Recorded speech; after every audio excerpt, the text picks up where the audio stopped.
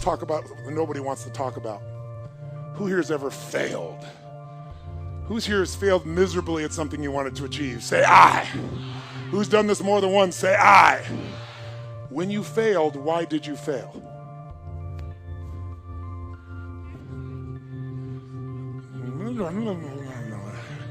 Why are you suddenly tongue-tied? Come on, tell you what. What did you used to say the reason you failed when you were bullshitting yourself? You know I know better, so you're not telling me the truth. What did you used to say? I failed because... Okay, good. I didn't have enough money. What else? Didn't have the right technology. Good, sir. Why'd you fail? I had the wrong people. They say I had the wrong leader. Isn't that interesting? It was the economy. Bad economy. Not enough time. Didn't have enough time. Now, I asked this question for the first time about 7 years ago. I was at this place called TED. Anybody watching those TED videos? And TED didn't have a website or anything at that stage. It was a very small program. It was done for about 800 people in Silicon Valley, most of them billionaire investors, the founders of Yahoo, the founders of Apple, the founders of a whole series of companies. And I was brought in, and they say you got 18 minutes, which my shortest seminar is 4 fucking days. So I'm like, you gotta be kidding me. And then before they introduced me, the guy who was introducing me wasn't the guy who invited me. He was an English guy. We're good friends today. But back then he didn't know who I was. He thought I was a motivator. So he got up and he said, first thing he said to me before I went out there, he goes, nice to meet you. Don't have people do that jumping shit I heard you do. So he wants me to take these dead people and leave them dead in this dark room sitting. And I watched before I got up to speak, and there was a woman who was a genius, and she was teaching string theory, which is one of the most complex things on earth. And they gave her 18 minutes, and people were shuffling their feet. And at the end, they didn't even clap for her. They were assholes. They all thought their shit didn't stink. These are all the achievers of the world. So I walk out there, and the introduction he gives me is Tony Robbins is like a motivator, and he's helped a lot of sports people, so maybe you can, create some energy here. He had a very publicized divorce a few years ago.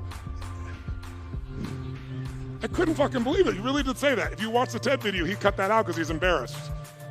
So I got up afterwards and I said, God, it's a privilege to be here. I said, I didn't know that my divorce is very publicized, but my ex-wife is very happy. She has tens of millions of dollars, but I didn't come about that. I came to serve you. And then I was trying to figure out how to engage this room, so I asked them a question I just asked you. I said, who here has ever failed? And no one raised their hand in the whole fucking room. So I paused and I said, I know you're out there. I can hear your hearts beating. Who here has ever failed? And I demanded an answer, and then a few people raised their hand. I said, who here has ever failed? And now they started complaining. So I said, great. When you failed, why did you fail? And they said all the things you said. Didn't have enough time, didn't have the right technology, didn't have the money, didn't have the contacts, had the wrong people. The people said we had the wrong leader, right? And then this voice in the darkness, the whole room was pitch black, says, I didn't have enough Supreme Court justices. And I looked down, and it's Vice President Al Gore, who you probably don't know much about American politics, but he and Bush Jr., they tied, basically, and it had to go to our Supreme Court to decide who's going to be it, and he lost. And when he said that, we were in Northern California, which is all Democrats, would have been supporters of his. They all stood up and gave him a standing ovation when he said this. And when they stopped the standing ovation, I said, that's one way to try to explain why you didn't become president of the United States. But I wouldn't say it's an accurate one. And there was this pause, like, what the fuck is he about to say? And I said, because let's just do this logically.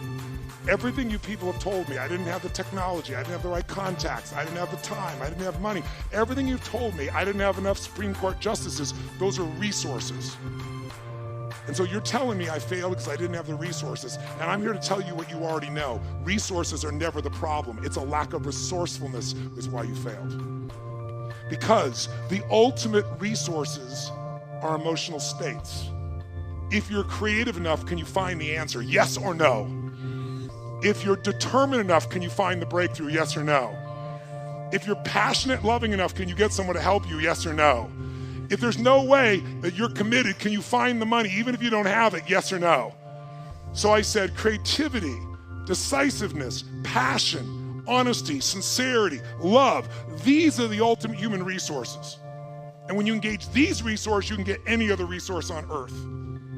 And I said, so you told me all the resources you're missing, and you hypnotize yourself into believing that you don't have what you want because you don't have the resources, when the most successful people in history had no resources, but they were incredibly resourceful, so they got the resources. Resourcefulness is the ultimate resource. And if you don't have what you want, stop telling yourself the story because you don't have the money, you don't have the time. That's bullshit. It's because you haven't committed yourself where you would burn your boats. If you want to take the fucking island, burn your fucking boats, and you will take the island, because people, when they're going to either die or succeed, tend to succeed. But most of us give ourselves a way out, and that's why we don't have what we want.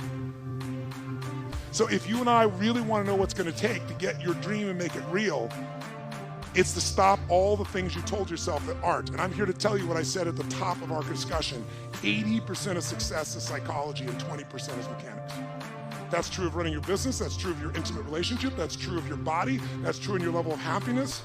So you got to know the 20% because that gives you the edge, right? Those strategies, but you got to know the psychology. If you're in business right now, there's a few things. The chokehold, since, again, how many own a business? So I'm real clear. Really do own a business. You're not thinking about it, you own one. Raise your hand so I can see.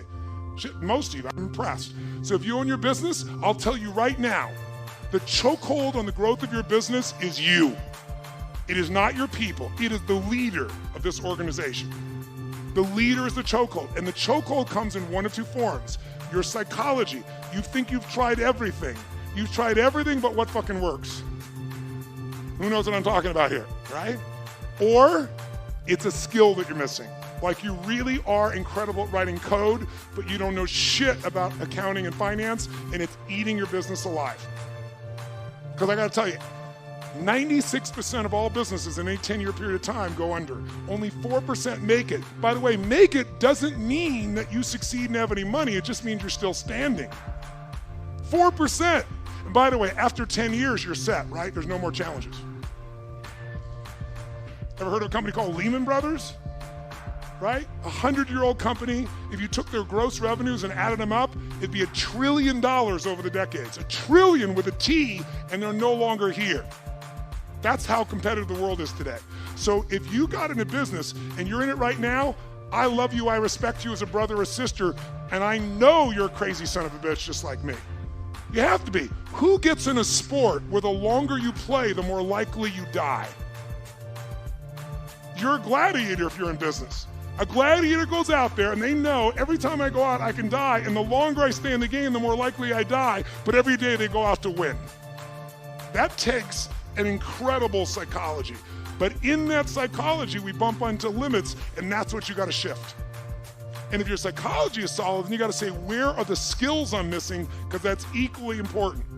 If you don't know how to market in the world we're in today, if you don't know the cutting edge of marketing, I'm only here today. I have the privilege to be with you here. How many of you are in this room because you listened to an audio, you read a book, or a friend? Let me separate. How many are here because you read a book or listened to an audio, and that created the basis for you to want to be here? How many are here because somebody told you, you've got to go see this guy? Let me see your hands. You saw that. Let me see your hands nice and high so you can look around the room. So about 85% of the room. I created a brand, and that's why I have the privilege to serve you.